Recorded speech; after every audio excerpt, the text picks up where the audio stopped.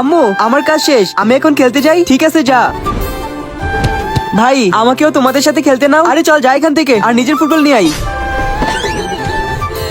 কি হয়েছে বেটা, কান্না করছিস কেন? হ্যাঁ ভাইয়া কি হয়েছে? ওরা আমাকে ওদের ফুটবল দিয়ে খেলতে দেয়নি, বলছে নিজের ফুটবল নিয়ে যেতে। আরে বেটা আমরা টাকা কই পাবো? আমি জানি না, আমার ফুটবল চাই। ভাইয়া তুমি কেঁদো না, দাঁড়াও।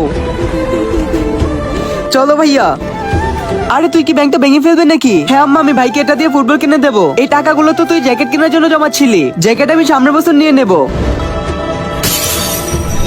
চলো ভাই আমি তোমাকে ফুটবল কিনে দেই। আজ ফাইনাল ম্যাচ, আর আমাদের যেভাবেই হোক ম্যাচ জিততে হবে। ওকে ওকে স্যার। আরে বন্ধুরা দেখো আমার নতুন ফুটবল, চলো খেলি। আরে বাহ নতুন বল, চলো সবাই আমার বল দিয়ে খেলবো। হ্যাঁ হ্যাঁ চলো।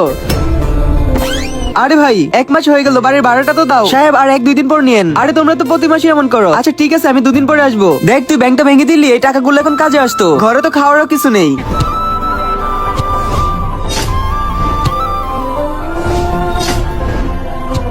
আঙ্কেল আমার বলটা পাস করেন।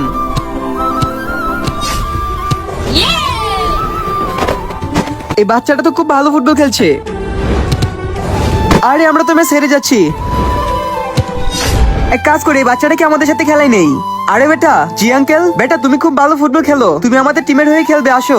আরে মানসুর এদিকে আসো। জি কোচ সাহেব। আমরা ম্যাচ হারছি, আর এই বাচ্চাটা খুব ভালো ফুটবল খেলে, ওরে আমাদের সাথে নাও। তাড়াতাড়ি জার্সি পরে আসো, তুমি ফরওয়ার্ডে খেলবে। আপনার আঙ্গুলটা কি সত্যি পচে যাবে? আমার এই পবিত্র কোরআনকে একটা লাইক, একটা কমেন্ট আর একটা শেয়ার করলে কমেন্টে বলেন আমি ব্যাগ দিয়ে আসবো।